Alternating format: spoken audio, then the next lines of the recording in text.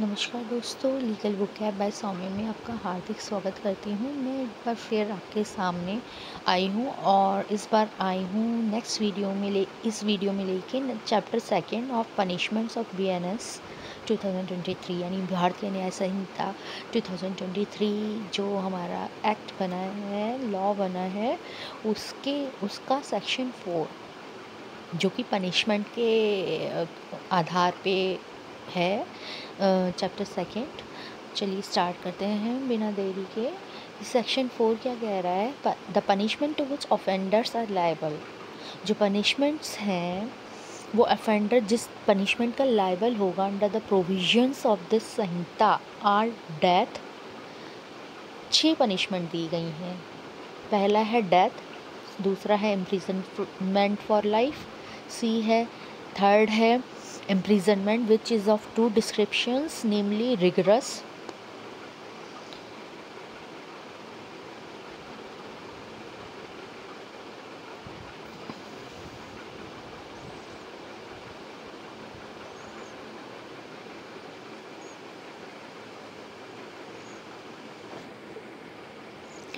Mainly है rigorous, that is with hard labour. rigorous मतलब होता है कठोर कारावास हार्ड लेबर के साथ।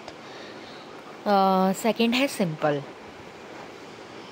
इसको मैं आपको एक स्कीम बताती हूँ। पहला है डेथ, दूसरा है इम्प्रिजनमेंट फॉर लाइफ, सी है imprisonment which is of two descriptions namely rigorous that is with hard labour, और सेकेंड इसी का है इम्प्रिजनमेंट का। रिगरस पहला है, दूसरा सिंपल इम्प्रिजनमेंट है।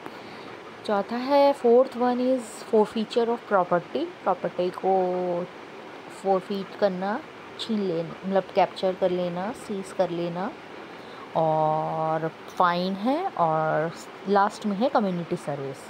आपको इन सभी के बारे में पता होना चाहिए। ये आगे डिस्कस करेंगे हम, जैसे जैसे पढ़ते जाएंगे हम बीएनएस, आपको समझ में आता जाएगा कि ये पनिशमेंट्स कैसे, कब और कितनी दी जानी चाहिए। ये अकॉर्डिंग टू बीएनएस 2023 का जो संहिता है उसमें क्या कितनी पनिशमेंट लिखी गई है। अब सेक्शन 5 पढ़ लेते हैं। सेक्शन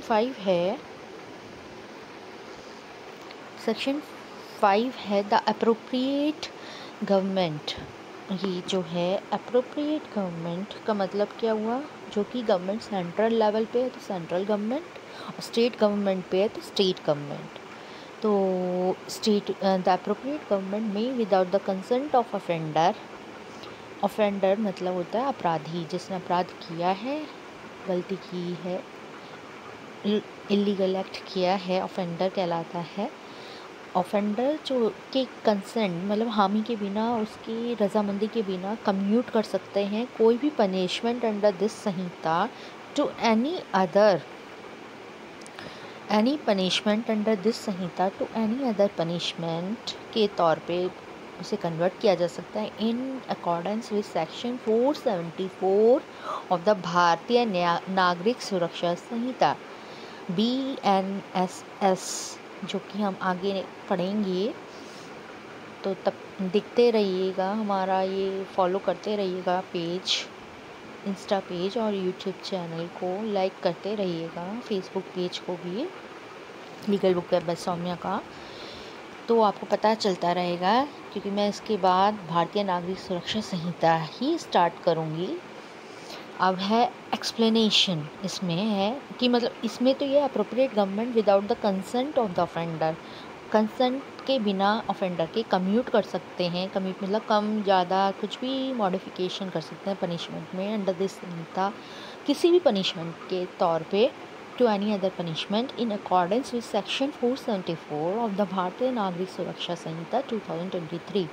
एक्सप्लेनेशन में क्या कह रहा है? For the purposes of this section the expression appropriate government का मतलब क्या होता है? For the purposes of this section the expression appropriate government क्या होती है? जैसे कि मैंने आपको समझाया, ए हो गया, इसमें है कि where the sentence is the sentence of death, जहाँ पर सेंटेंस ऑफ डेथ दिया जा रहा है, और या फिर any law against offense relating to a matter to which the executive power of the union extends. Central government होगी इस तौर पे कि जहाँ पे एक executive power of the union के अगेंस्ट कोई ऑफेंस हुआ है तो सेंट्रल गवर्नमेंट कहलाएगी। और बी हो गया in cases where the sentence whether of death or not, चाहे डेथ दिया गया हो या नहीं दिया गया हो सेंटेंस के रूप में for the offence against any law relating to which the executive matter of the state की जहाँ पे होगा stands the government of the state within which the offender is sentenced. State के अंदर जहाँ पे उसने ये अपराध किया है एग्जीक्यूटिव पावर के अगेंस्ट स्टेट के, या फिर डेथ हो या ना हो, तब वो गवर्नमेंट ऑफ द स्टेट कहलाएगी। आशा है आप सबको सेक्शन 4 सेक्शन 5 क्लियर हो गया होगा। अब सेक्शन 6 है fractions of terms of punishment के बारे में कि कितना देना चाहिए, कितना पनिशमेंट देना होगा, उसके फ्रैक्शंस क्या होंगे, क्या पार्ट्स में डिवाइड होगा सेंटेंस। तो समझ लेते हैं सेक्शन 6।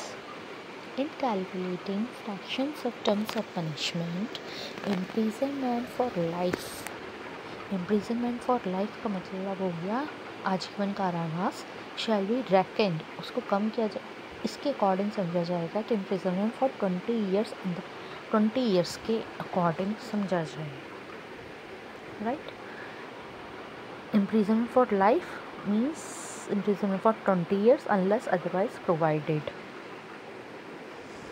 right? Section 7 है sentence may be in certain cases of imprisonment wholly or partly rigorous or simple। कौन सा सेंटेंस दिया जाएगा, पार्टली रिगरस, पार्टली सिंपल, या होली रिगरस हो पूरी तरीके से रिगरस, या पूरी तरीके से सिंपल। इस पे जो सेक्शन 7 बात करता है प्रोविजंस दिए गए हैं सेक्शन 7 में। इन every case in which an offender is punishable with imprisonment which may be of either description, किसी भी डिस्क्रिप्शन का हो सकता है। अगर ऑफेंडर उससे पनिशेबल है तो it shall be competent to the court, competent to the court ये होगा विद सेंटेंसेस जो कि ऑफेंडर को दे रहा है। That such imprisonment shall be Holi rigorous होगा, या शैल बी होली सिंपल होगा, या शैल बी रिगरस और द रेस्ट सिंपल होगा, जो मैंने आपको पहले समझा दिया है। सेक्शन 8 क्या कह रहा है, amount of fine, liability in default of payment of fine etcetera. Amount of fine कितना होगा और पेमेंट ना देने पे फाइन का क्या लायबिलिटी अराइज होगी। तो सेक्शन 8 इसके प्रोविजंस हैं।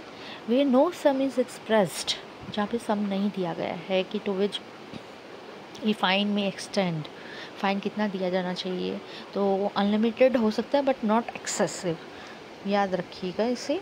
But not is liable is unlimited but shall not be excessive, right. अब है फर्स्ट था ये इसका क्लॉज। सेकंड क्लॉज बोल रहा है, सेकंड क्लॉज जो है ये बोल रहा है in every case of an offence A punishable with, ये पॉइंट बोल रहा है clause sub clause A punishable with imprisonment as well, fine के तौर पे है, दोनों ही पनिशमेंट हैं, इससे पनिशेबल है तो ऑफेंडर को फाइन देना पड़ेगा विद और without imprisonment. In which the offender is sentence to a fine में है तो वो इम्प्रिजनमेंट या इम्प्रिजनमेंट के बगैर भी दिया जा सकता है, पर फाइन देना ज़रूरी है। बी है पनिशेबल विद इम्प्रिजनमेंट और फाइन और with fine only in which the offender sentence to a fine. B कह रहा है पनिशेबल विद इम्प्रिजनमेंट और फाइन से है तो विद फाइन ओनली से है, या फिर इम्प्रिजनमेंट फाइन या इम्प्रिजनमेंट से है तो ऑफेंडर को सेंटेंस टू ए फाइन देना पड़ेगा कम से कम। It shall be competent to the court, ये कम्पिटेंट होगा कोर्ट के लिए कि which sentences such offender to direct by the sentence that, ये डायरेक्ट करते हुए सेंटेंस देते हुए ये डायरेक्ट करें कि default of payment of the fine, ना देने पर पेमेंट ऑफ फाइन का पेमेंट ना देने पर, डिफ़ॉल्ट मीन्स ना देने पर payment the offender shall suffer imprisonment for a certain term, imprisonment होगा in which imprisonment shall be in excess of any other imprisonment to which he may have been sentenced or to which he may be liable under a commutation of a sentence, जिसका commutation भी हो सकता है sentence का modification, या in excess of imprisonment to which he may have been sentenced के रूप में होगा, right? क्लॉज 3 देख लेते हैं सेक्शन 8 का। The term for which the court directs the offender, जो टर्म है कोर्ट का to direct the offender to be imprisoned in default of payment of fine shall not exceed 1/4, shall not exceed 1/4, 1/4 से ज़्यादा exceed नहीं होना चाहिए of the term of imprisonment which is the maximum fixed for the offence, जो maximum fix हुआ है punishment offence का payment of fine का देने के लिए, उसके सम के 1/4 के इससे ज़्यादा नहीं होना चाहिए। If the offence be punishable with imprisonment, लेकिन ये कब होगा, जब imprisonment as well as fine के तौर पे दिया जाएगा, पनिशेबल होगा। केवल उस केस में 1/4, जब दोनों पनिशमेंट दिए जाएंगे तभी 1/4 of the payment of fine in default of payment of fine shall not exceed 1/4 of the term of imprisonment. I hope you are understanding this concept of payment of fine, default payment of fine. Fourth है the imprisonment which the court imposes in default of payment of fine और the community service की। Community service जो मैंने बताई थी 6 service है, 6 punishment है, total 6 punishment दी गई हैं। पूछा जाता है क्वेश्चन जुडिशरी में, प्री में तो भी पूछ सकता है, मेंस में भी, इंटरव्यू में भी, नॉलेज के लिए भी है। क्योंकि दो imprisonment which the court imposes in default of payment of fine के रूप में या कम्युनिटी सर्विस के डिफ़ॉल्ट में may be of any description to which the offender might have been sentenced for the offence, किसी भी डिस्क्रिप्शन का हो सकता है imprisonment in default of payment fine या फिर डिफ़ॉल्ट ऑफ कम्युनिटी सर्विस। ठीक है।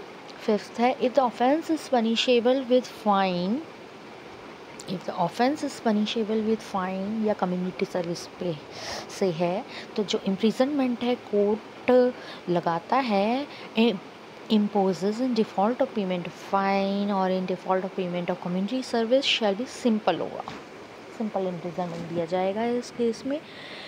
and the term for which the court directs the offender to be imprisoned in default of payment 5 in default of shall not exceed, अब देखते हैं कहाँ तक exceed नहीं होगा ये वाला payment, simple imprisonment 2 months when the amount of fine does not exceed 5,000 rupees, जहाँ पे 5,000 से ज़्यादा अमाउंट नहीं है फ़ाइन का, वहाँ पे 2 month की सिंपल इम्प्रिजनमेंट दी जाएगी।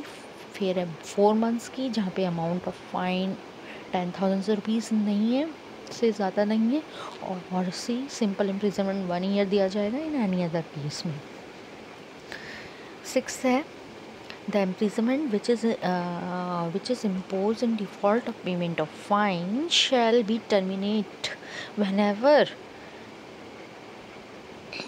that fine is either paid or levied by the process of law। जो भी इम्प्रिजनमेंट है जो कि पेमेंट ऑफ फाइन के डिफ़ॉल्ट में दिया जा रहा है वो ख़त्म किया जा सकता है जब फाइन या तो पे हो जाए या प्रोसेस ऑफ लॉ के द्वारा लगाया जाए या दे दिया जाए।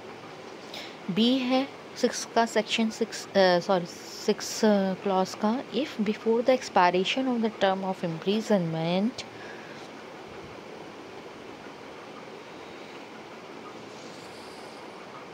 imprisonment which is imposed in default of payment of fine terminate whenever if before the expiration of the term of imprisonment fixed in default of payment such a proportion of the fine pay कर दिया जाए या levy कर दिया जाए imprisonment के तौर the term of imprisonment suffered in default of payment is not less than, इससे कम नहीं होना चाहिए कि प्रोपोर्शनल हो वो किसके, to the part of the fine still unpaid, उसके प्रोपोर्शनल हो। कैलकुलेटिव होता है ये कि to the part of the fine still, जो कि फ़ाइन अभी भी नहीं दिया गया है उसके प्रोपोर्शनल के अकॉर्डिंग, उससे कम नहीं होना चाहिए। The imprisonment shell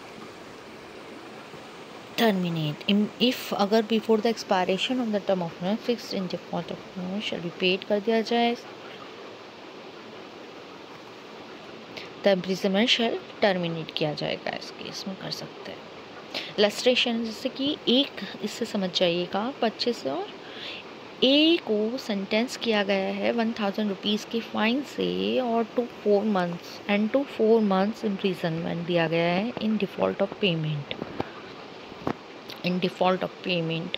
hair if 750 rupees दे दिया गया है या प्रोसेस लिवी की गई है लॉ के द्वारा before the expiration of 1 month of the imprisonment के एक्सपायर होने, 1 महीने के एक्सपायर होने से पहले दे दिए गए हैं 750 रुपीज़, तो ए विल बी डिस्चार्ज कर दिया जाएगा एज सून एज, जैसे ही फर्स्ट मंथ एक्सपायर होगा, right. First point. Second point, if 750 rupees be paid or levied at the time of the expiration of the first month, पहले है before, as soon before में है, फिर है at the time में, और at any later stage A continues in imprisonment, A will be immediately discharge हो जाएगा। अगर 500 रुपीज़ फ़ाइन के तौर पे दिए गए हैं और लीवी किए गए हैं before the expiration of 2 months of the imprisonment, 2 महीने के इम्प्रिजनमेंट के, तो A will be discharge soon as the 2 months are completed. 2 months के एक्सपायरेशन से पहले दिया है, पहले 1 मंथ, फिर 2 मंथ के तौर पे A will be discharge soon as the 2 months are completed होंगे। अगर 500 रुपीज़ लगाए गए हैं expiration of the those 2 months पे या लेटर टाइम में, तो कंटिन्यूज इन इम्प्रिजनमेंट ए रहेगा, A will be immediately discharge, और at any later time while A continues in imprisonment A will be immediately discharge कर दिया जाएगा। और इसका 7th पॉइंट है द फाइन और any part thereof, the fine or any part of thereof which remains unpaid रह जाता है within 6 years after the passing of the sentence, and if under the sentence the offender be liable to imprisonment for a longer period than 6 years, इसका मतलब ये है जो fine है या उसका पार्ट है फाइन का वो अनपेड है, भी नहीं दिया गया है, मे बी लिवी कर दिया जाएगा 6 इयर्स के टाइम के अंदर, और अगर सेंटेंस जो है ऑफेंडर का लायबल है longer than 6 years of period, then at any time previous to the expiration of that period, उस 6 साल से पहले के एक्सपायरेशन से दे दिया जाएगा। And the death of the offender does not discharge from the liability, अगर डेथ का इम्प्रिजनमेंट है तो वो ऑफेंडर उससे नहीं छूट पाएगा लायबिलिटी से, उसकी प्रॉपर्टी जिसकी उसके बाद लायबल होगी फॉर हिज डेब्ट्स के लिए, लीगली लायबल होगी फॉर हिज डेब्ट्स उसके डेथ के बाद। 9th सेक्शन है जहाँ पर कोई भी ऑफेंस हुआ हो पार्ट्स में, ये पार्ट्स की मोस्ट इम्पॉर्टेंट है सेक्शन, राइट डाउन कर लीजिए, इसमें यहाँ पे आपको नोट डाउन करा देती हूँ। मोस्ट इम्पॉर्टेंट सेक्शन है सेक्शन 9। तो ये क्या कह रहा है, ये कह रहा है wear anything which is an offence is made up of parts में है, या कोई पार्ट जो है ऑफेंस में इटसेल्फ एन ऑफेंस है, जो ऑफेंडर को पनिशमेंट नहीं दिया गया है with the punishment of more than one of such his offences, जब तक कि unless it be so expressly provided, जब तक नहीं दिया गया है, ऐसा नहीं लिखा गया है, बताया नहीं गया है, तब तक उसको पनिश नहीं किया जाएगा मोर than one of such his punishment, एक ही पनिशमेंट के लिए होगा, जब तक कि एक्सप्रेस नहीं किया जाएगा, लिखा नहीं जाएगा या बताया नहीं जाएगा उस प्रोविज़न में या उस लॉ में, उस एक्ट में, तब तक उसको पनिशमेंट नहीं दी जाएगी with the punishment of more than one offences, जहाँ पे पार्ट्स में है मोर देन वन ऑफेंसेस नहीं होगा। Second, anything is an offence falling within 2 or more separate definitions, जो है कोई भी ऑफेंस जो कि 2 or more separate definitions of any law in force for the time being in by which offences are defined or punished है,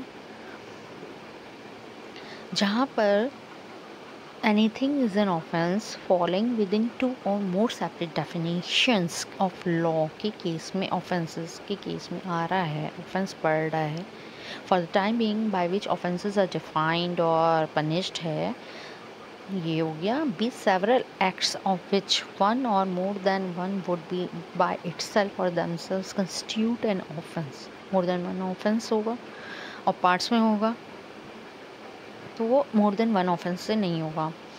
और several acts होंगे which of one or more than one would buy itself or themselves constitute, एक offence कर रहा है when combined a different offence, जब combine किया जाएगा उनको डिफरेंट ऑफेंस होगा तब क्या होगा, तो ऑफेंडर को पनिशमेंट नहीं दी जाएगी, more severe punishment than the court which tries him could award for any of such offences. मतलब इलस्ट्रेशन से समझिए सेक्शन ए क्या कह रहा है, सेक्शन 9 का इलस्ट्रेशंस क्या कह रहे हैं, वेरी इंपॉर्टेंट। आप इसको एग्जांपल्स के तौर पे, इलस्ट्रेशंस एग्जांपल्स होते हैं, लिख सकते हैं आप अपनी मीन्स में और समझ सकते हैं प्री के लिए, एमसीक्यू के लिए और इंटरव्यू में भी पूछ सकते हैं जुडिशरी के।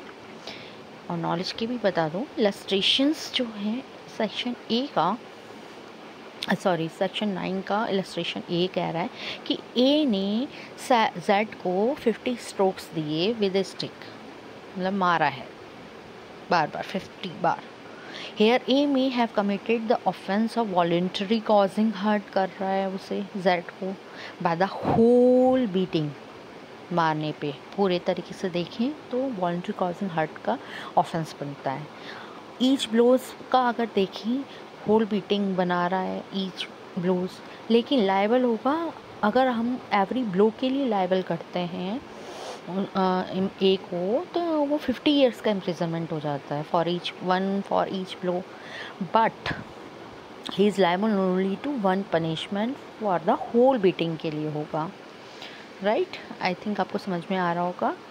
समझ में आ रहा है तो please follow, like, share, comment अपने दोस्तों से भी बोल दीजिएगा, फ्रेंड सर्किल में भी बोल दीजिएगा, फॉलो कर लीजिए पेज को। और बी कर रहा है but if while A is beating Z, लेकिन अगर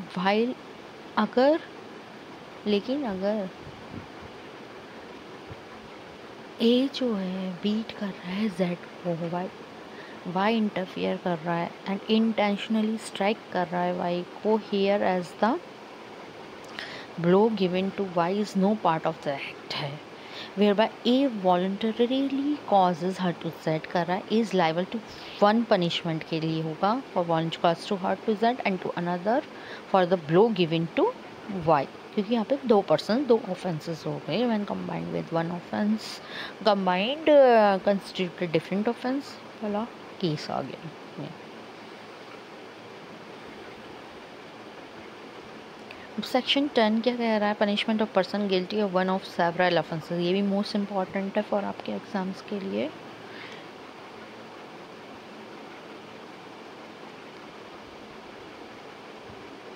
punishment of person guilty of one of several offences, judgment stating that it is doubtful of which, किस ऑफेंस के लिए जजमेंट देना है, डाउटफुल हो वहाँ पे, जहाँ पे बहुत सारे ऑफेंसेस बन रहे हों और एक के लिए डाउटफुल हो किस में देना है, तो सेक्शन 10 इसके बारे में बात करता है। In all cases in which judgment is given that a person is guilty of one of several offences specified in the judgment, but that it is doubtful of which of these he is guilty, the offender shall be punished for the offense for which the lowest punishment is provided if the same punishment is not provided for all. अगर same punishment सभी offences के लिए नहीं है तो सबसे lowest punishment दी जाएगी उस ऑफेंडर को। सीधा यही है कह रहा है ये प्रोविज़न।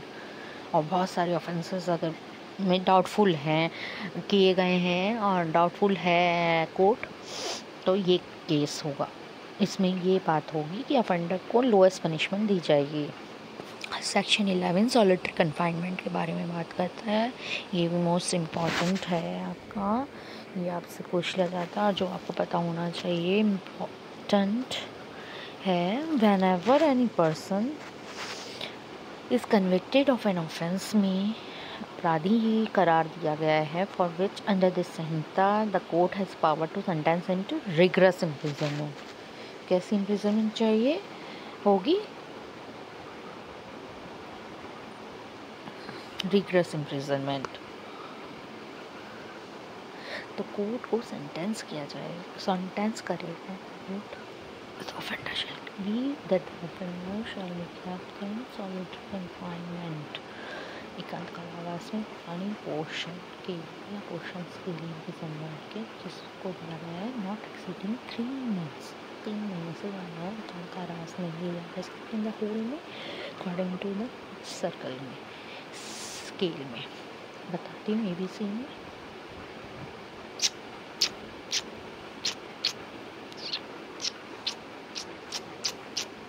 woman,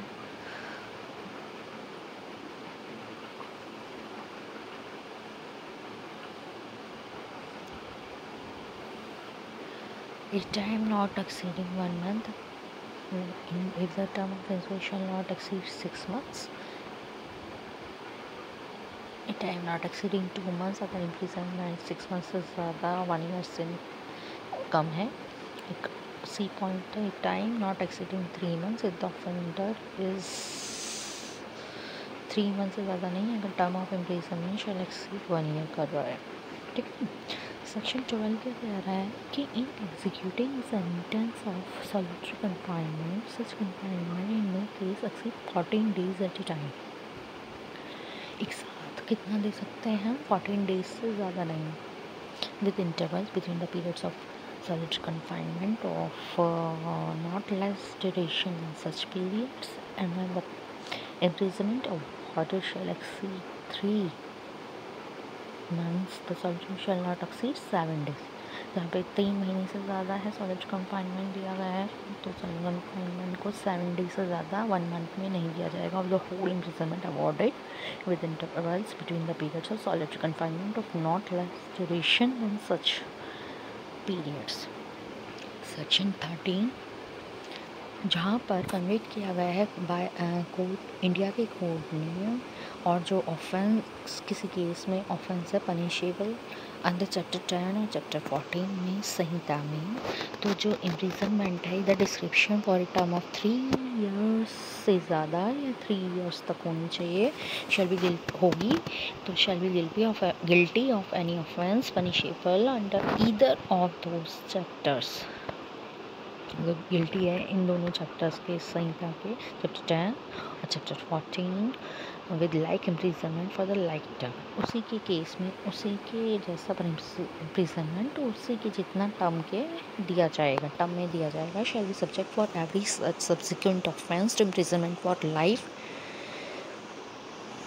इम्प्रिजनमेंट बाद वाले ऑफेंसेस को टू इम्प्रिजनमेंट फॉर लाइफ और imprisonment of either description for a term which में एक्सटेंड टू 10 years भी किया जा सकता है अगर इन चैप्टर्स के चैप्टर 10 और चैप्टर 12 में गिल्टी है ऑफेंस में कोई ऑफेंडर और कोर्ट ने सज़ा सुनाई है इंडिया के, तो chapter with like imprisonment of the like term में होगा। शैल बी सब्जेक्ट कैसा होगा?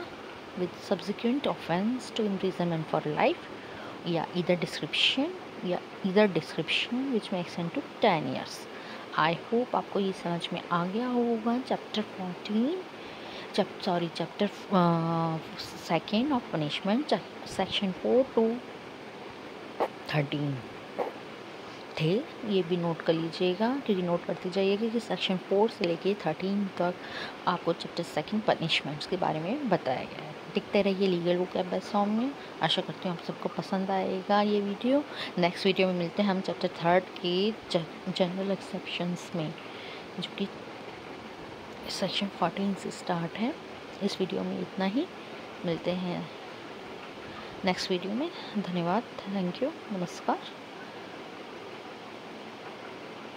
देखते रहिए लीगल वोकैबुलरी सॉन्ग।